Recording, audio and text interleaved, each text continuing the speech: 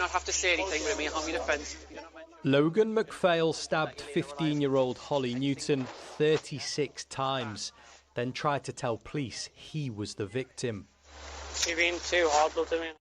What leads a 16-year-old boy to kill his 15-year-old ex-girlfriend? Please watch the rest of the video to find out. The tragic murder of 15-year-old Holly Newton unfolded in Hexham, England on January the 27th, 2023. Holly was attacked by her 16-year-old ex-boyfriend, Logan MacPhail, after she had recently ended their relationship.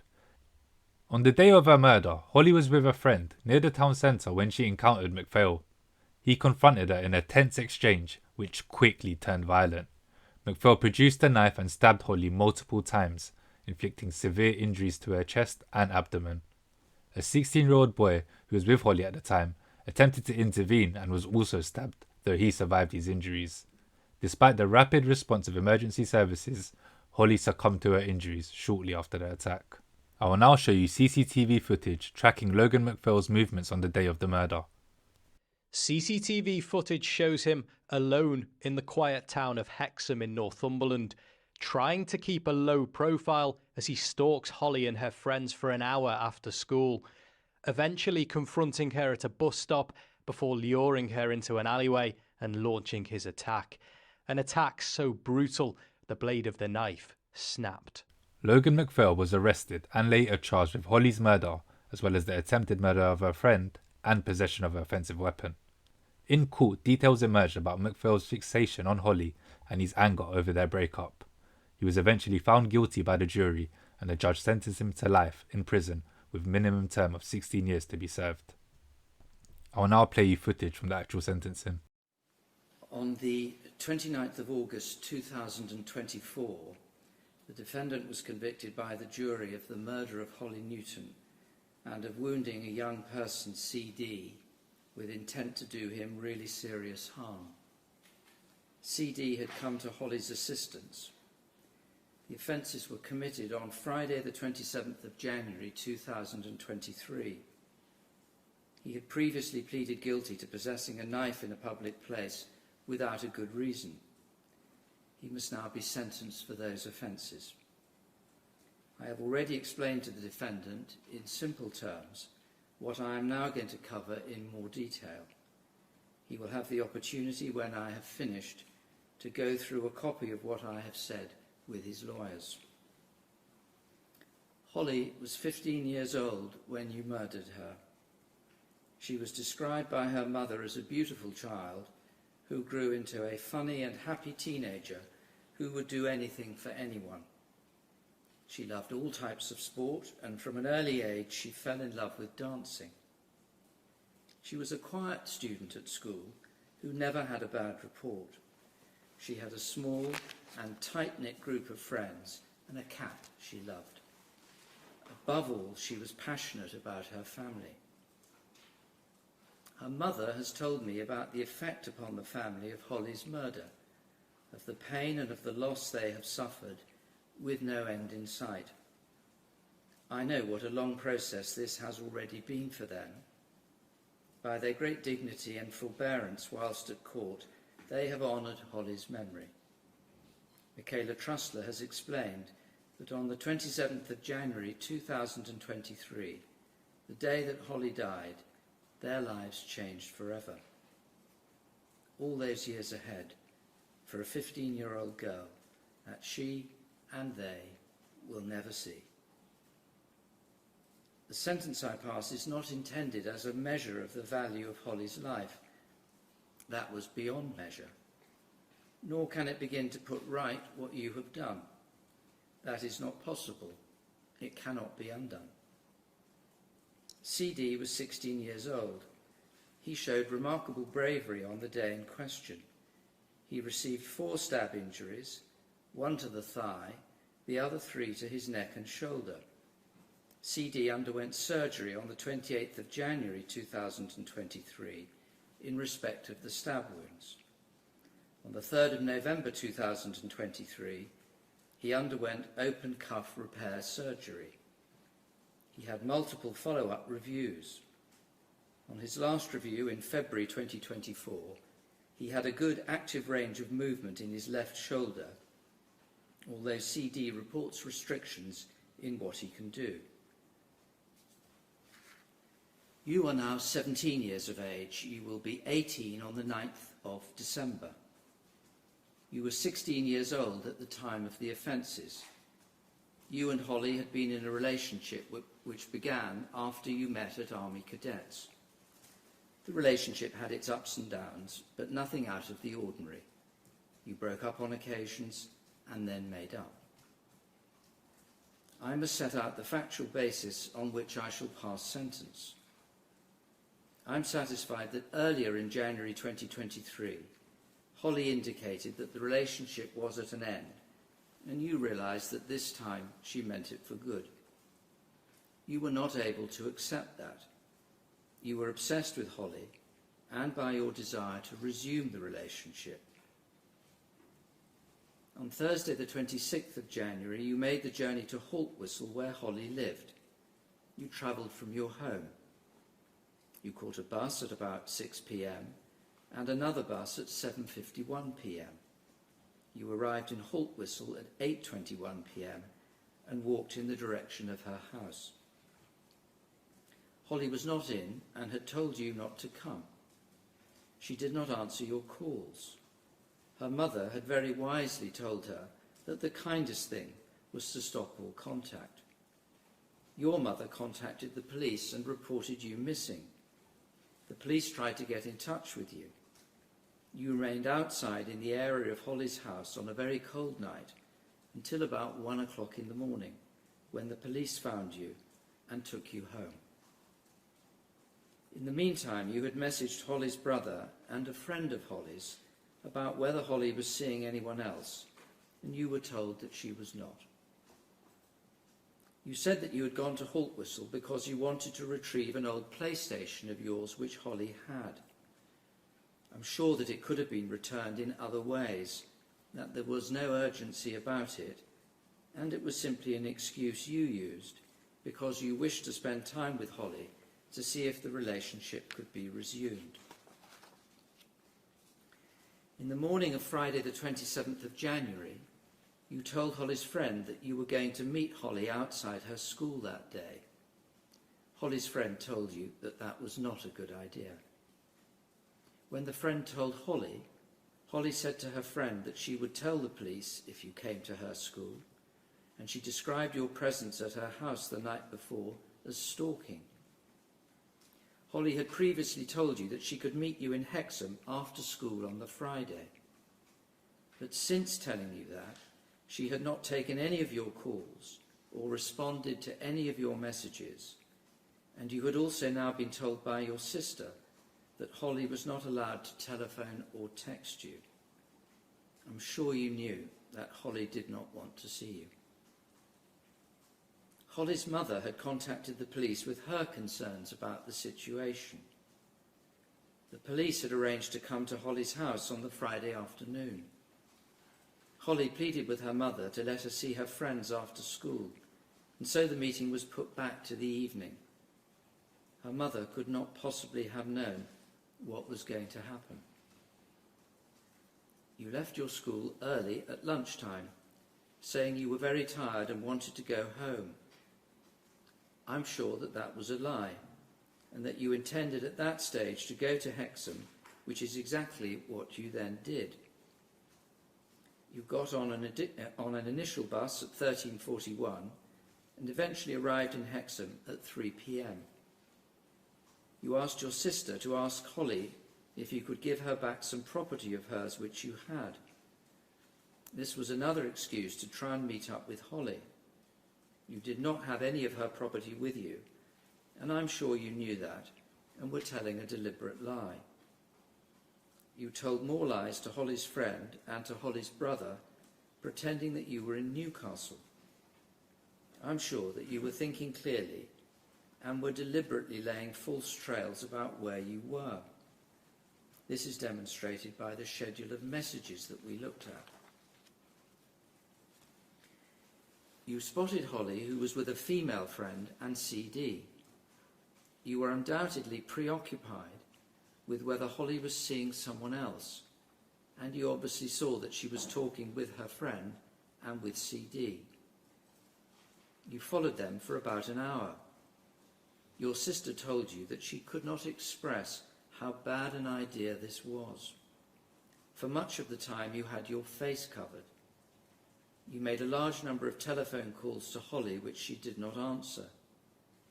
You accepted that you wanted to see, if she spoke to you, whether she would say that she was with a boy. Holly's female friend left her and CD to go home. At 16:47, Holly and CD stopped outside a pizza shop by the bus stop in Hexham. You hid round a corner. When CD went into the shop, you walked up to Holly at the bus stop. I'm sure that that was because you intended to speak to her. You were not, as you told the police, trying to avoid her and make your way home. You were there with her outside the shop for 15 minutes or so. For some of that time, CD was present, and I'm sure that it was obvious to you that Holly was friendly with CD and was not open to changing her mind and resuming the relationship with you. During that conversation, you made a number of attempts to get Holly to go with you into the alleyway, which was close to the bus stop. She did not go further than the entrance to the alleyway. I'm sure that your reason for this was not because you were disturbed by noise in the street, as was suggested. I'm sure that you were not unduly disturbed by the noise. You knew that there would be traffic noise, and people in Hexham when you chose to go there, and you had continued to follow Holly through Hexham for about an hour. The CCTV film which we looked at shows plenty of people and traffic on the way. It may be that at first you simply wanted somewhere to speak to Holly on your own. However, I am driven to the sure conclusion that very soon you wanted to get Holly into the alleyway, which was out of sight, so that you would have the best opportunity to attack her without anyone intervening. And I'm satisfied that you had decided to attack Holly because you knew for sure from her reactions at the bus stop that she was not open to any suggestion of resuming the relationship. You were filled with resentment and jealousy, but still able to calculate where you could best attack her and able to wait until you got that opportunity. You managed to persuade her to come a little further into the alleyway. You waited until one passerby had gone on his way, and then took out the knife which you had in your pocket and launched an attack upon her, which was vicious and brutal. It lasted for a minute or so, during which Holly sustained 12 stab wounds, 5 defence-type injuries to her hands, and 19 other sharp force injuries. In the course of the attack, CD heard Holly screaming and saying to you to stop and get off her. When CD got to the alleyway, he saw you on top of Holly and striking her. He took hold of you as you were swinging at him with the knife. You inflicted 4 stab injuries. One was to CD's thigh, the others were to his neck and shoulder. Nonetheless, he managed to throw you off Holly, and he went to get help. I'm sure that you intended to kill her, and that you knew how final death was. I mention this because at different times it has been said or suggested that you might not have known what killing Holly would mean. I'm sure that you had a sufficient understanding of it. The blood loss Holly sustained was unsurvivable, notwithstanding the very best efforts of passers-by, emergency services and hospital staff. Courageous members of the public took hold of you and disarmed you. I've already referred to CD's bravery. I also single out Kenneth Kelly, James Westlake, Danielle Richardson, Vinnie Nicholson, and Debbie Thick, who tried to help Holly with CPR. They all behaved in an exemplary way and deserve public commendation. There is only one sentence for the crime of murder when it is committed by someone of your age, and that is a sentence of detention during His Majesty's pleasure, pursuant to Section 259 of the Sentencing Act 2020, the equivalent sentence to one of imprisonment for life for an adult. I have to decide the minimum period which you must serve before you could be considered for release on licence by the Parole Board. There is no saying that you would necessarily be released at that stage. You could only be released if it was safe to do so. So that is why you must try as hard as you can to behave well and to make progress. I have taken account of all the points which have been made to me, orally and in writing, and I am grateful to Council for their assistance. I have to deal now with some legal rules. The minimum term is determined by reference to Schedule 21 to the Sentencing Act 2020 and to sentencing guidelines for young offenders and for offenders with mental health disorders. I also have to look at the guideline for offences of wounding with intent to do really serious harm and what's called the totality guideline. It's important to say and to underline that different considerations apply when sentencing young offenders, and sentences passed are not measured in the same lengths as sentences for adult offenders. I have to have regard to your welfare, to your age and maturity, and to the aim of preventing offending by children and young people. First of all, I have to determine the appropriate starting point for the minimum term. Parliament has provided that the starting point for someone aged 15 or 16 at the time of committing the offence of murder is one of 10 years, unless one of a number of specific features apply. By a combination of paragraphs 4 and 5a, the starting point would be longer, 17 years, if I was sure that you had taken the knife to the scene of the murder, intending either to commit any offence or to have it available to use as a weapon. There is no history of you using a knife to threaten or to injure other people. You have no criminal convictions. I have given very careful thought as to why you took the knife with you that day. You told the police that you had had it for a week or two. One possibility to consider is whether you intended to attack Holly all along. The prosecution drew the jury's attention to this possibility when closing their case to the jury, although they conceded that it was not the only way of looking at the case. I have considered the matter for myself. Having done so, I cannot be sure that when you came to Hexham, or when you were following Holly, that you intended to use it to attack her, or had it available to do so. Thus, you took the weapon to the scene to have it available to use as a weapon, at least to frighten her and to injure yourself. So I am satisfied that your case does come within the scope of paragraphs 4 and 5a, notwithstanding the submissions of Mr. Edwards, King's Counsel, to the contrary. He does, however, acknowledge that your possession and use of a knife would justify a significant increase from a 10-year starting point, and he submitted that when all is said and done, and taking account also of the Section 18 offence, and of all the aggravating and mitigating features, your final minimum term should be between 15 and 17 years. So I proceed on the basis that you did not make the decision to attack Holly with the knife before you arrived at the bus stop. But I am sure you made that decision very soon after you arrived there, when it became clear that there was no prospect whatsoever of Holly resuming the relationship, no matter what you did.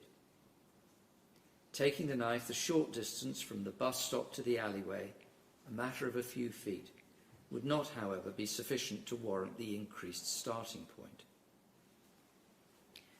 None of these provisions is to be applied mechanistically or arithmetically. nor is this simply an exercise of assigning a case to a particular compartment. The Court of Appeal has indicated that even if a case falls within paragraph 4, as this one does, a reduction from the starting point may be appropriate. See Kelly, Bowers and Singh, 2011, EWCA Crim 1462. The fact that you had the knife available as a weapon to injure yourself if you chose to, rather than someone else, does merit a reduction from the 17-year starting point, although you also had it available to frighten and distress Holly by threatening to harm yourself. You knew that you were taking a knife to a potentially volatile and unpredictable situation. In any event, the aggravating features which I must consider then result in a figure which is in excess of 17 years before considering mitigating features. The minimum term has to reflect a number of aggravating features. First of all, your underlying conduct at this time towards Holly. After the relationship had ended, you'd gone to Holly's home at night when you knew you were not welcome. You had the knife with you on that occasion too. And then you followed her after she had left school on the day of the offence. She was entitled to break off the relationship if she wanted to, and to spend time with whoever else she chose. You had been told by your mother, sister, and Holly's friend that, in effect, you should leave her alone. You knew very well that you should not have gone to Hexham, and that Holly would not like it, which is why you pretended to other people that you were in Newcastle. You said you knew that Holly would probably freak out, as you put it, if you went up to her and tapped her on the back. You knew she was with other people, and she was choosing not to take your calls. I'm sure you knew as well from the involvement of the police the night before that you were taking matters too far. I do bear in mind that a more mature person would not have behaved in this way. The fact that the motivation for the murder was resentment towards Holly for ending the relationship and jealousy about the fact that she was spending time with another boy also makes the case more serious. Again, I acknowledge that a more mature person would have handled such a situation in a better way. Next, the vicious and brutal attack which you launched was resumed even after CD had pulled you off. The attack was also premeditated, although not by many minutes, and you lured Holly into the alleyway in order to attack her out of sight. In addition, Holly was a child. Although you were not an adult, she was no match for you, armed with a knife. She had severe injuries as she sought to defend herself from the knife. She must have realized before she died, I'm afraid, that she was fighting for her life. Finally, the sentence for the offence of wounding CD with intent to do him really serious harm was a separate and very serious offence. The minimum term for murder must include an element to reflect this additional offence. The overall sentence must, of course, be just and proportionate, and I have regard to the principle of totality and the relevant sentencing guideline. The offence for an adult would fall into Category A, high culpability because of the weapon used. The harm was grave and falls into Category 2. This categorisation is accepted.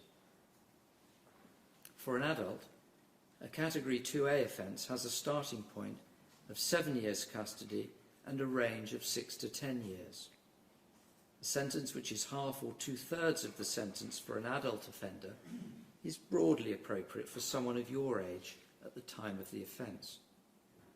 The sentence for an adult would not be less than 8 years imprisonment. Given your age, personal circumstances, and lack of previous convictions, the appropriate sentence for you for this offence, if it stood on its own, would be between 4 to 5.5 years detention. It was a very serious offence, one of the reasons for committing it, was so that you would be able to continue a fatal attack upon another person. The mitigating factors to be considered are your personal circumstances, including your mental health, depending upon what I make of it. I've had regard to all the medical reports I have seen at different times, to the evidence I've heard, and to the pre-sentence report. I regard myself as well placed to assess this aspect of the case. I heard evidence over a number of days from the defence expert witnesses who were initially of the view that you were unfit to stand trial. That assertion was not right, and as you know, the doctors eventually agreed that you could properly stand trial if adjustments to the trial process were made. I am satisfied that they undervalued your abilities to function in daily life aside from formal testing. I'm also satisfied that you deliberately understated your understanding of the trial process on occasions because you knew, as you said to Dr. Chakrabarti on one occasion, that if you said you understood a particular feature, then you would be fit to stand trial. Although you have a low measured IQ, I'm satisfied that this really had no material part to play in what happened. Although it has never been assessed, I'm sure that what the experts called your adaptive functioning is of significance. This means how you cope and manage in your ordinary life. And the fact is that you cope satisfactorily. In this context, I take account of how you manage to live your life on a day-to-day basis and of what I saw of you over many days when you gave evidence. You have a speech impediment which makes assessment by experts of any condition more difficult. You have a diagnosis of autism spectrum disorder, and I've taken account of this too. But I'm satisfied that you are at the mild end of the range, and do not think that this had a significant effect upon your day-to-day living. I do not think that you demonstrated obsessive preoccupations other than for Holly, and that was prompted by different motivations. That was also contributed to by the lack of experience and maturity that every 15 or 16-year-old has where relationships are concerned. I do take account of that. You were well able to understand the effect of your behaviour upon other people, including Holly, even taking account of a young person's more limited experience. I'm sure that your measured IQ and autism spectrum disorder did not impair your ability on this occasion to exercise appropriate judgment, to make rational choices, and to understand the nature and consequences of your actions. Nor do I think that any of this caused you to behave in a disinhibited or uncontrolled way. What you did went so very far beyond a case of bad judgment, poor choice, or limited understanding. It is accepted that a secure diagnosis cannot be made that you're suffering from post-traumatic stress disorder because of events you witnessed or were subjected to in your life at home. I do not regard you as always reliable in your account of events, and I'm satisfied that you have exaggerated your account of symptoms you experienced on occasions, particularly on the day of the offences and on the day before. That said, I accept that you had witnessed violence in your home. Violence to others which you had witnessed meant you had had to confront things which no child should have to. You said that you were subjected to physical punishment. That may have happened on occasions, but I'm unclear about the extent or frequency of this. I take account of the matter you reported at Aycliffe on the 7th of August 2024. The extent of that is unexplored and unresolved, but I take account of it as I say. I'm satisfied that your home life and personal circumstances meant that the relationship you had with Holly was especially important to you. Your speech impediment affected your ability to establish relationships and friendships with others, and so you set particular store by your relationship with her. It meant a lot to you. This made its ending all the more difficult for you to process and work through. This I do take account of. I'm satisfied that your age and maturity are properly and sufficiently taken account of in the reduced figures I have already mentioned, which are appropriate specifically for you as an individual. I have taken account of the absence of previous convictions and of all your circumstances and conditions as I have outlined them. You have expressed remorse, but I do not think that this aspect is all one way. It was clear in your evidence to the jury that you have persuaded yourself that Holly had treated you badly. Your first reaction at the scene was to say that she had been horrible to you, and I think that this belief tempers or reduces somewhat the amount of remorse you feel, but I do take it into account. I also take account of the fact that your speech impediment makes many situations more difficult for you and affects your confidence and your ability to interact with others. This will make the inevitable sentence more difficult to serve, and your autism spectrum disorder may also do so. I've considered Dr. Foster and Dr. Feschke's latest reports.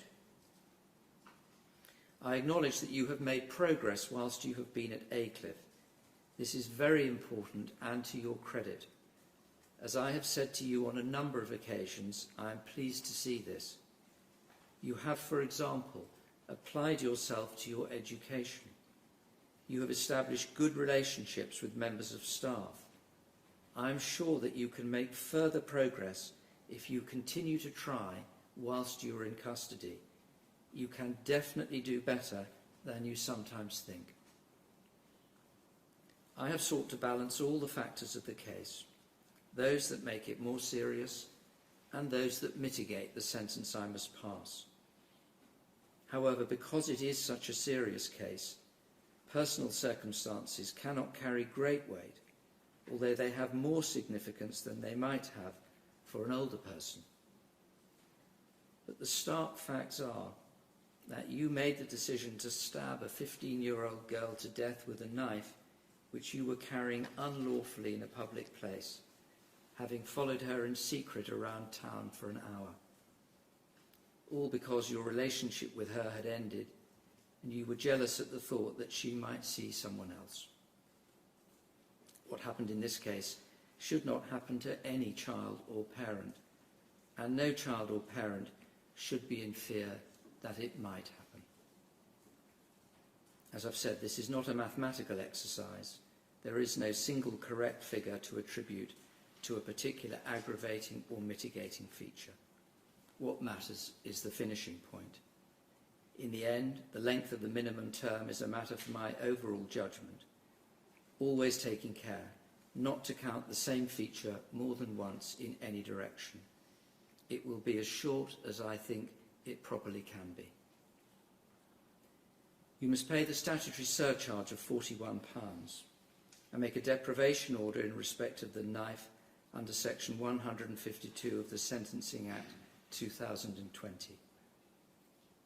For the offence of wounding with intent, the sentence is one of 5 years detention under section 250 of the Sentencing Act 2020 to run concurrently with your minimum term, so at the same time. I pass no separate penalty for possessing the knife.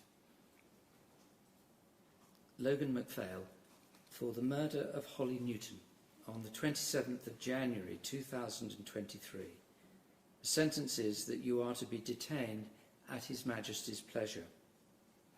That could not be for a period less than 17 years in total. Because you have already spent 641 days in custody, I have to deduct those days. And so the minimum term I now specify is one of 15 years and 89 days to run from today. That's all. You may leave court. I'd like to say RIP to Holly Newton, and I sincerely hope something like this never ever happens again. Thank you for watching. Please be sure to like, comment and subscribe, as it really helps the growth of the channel.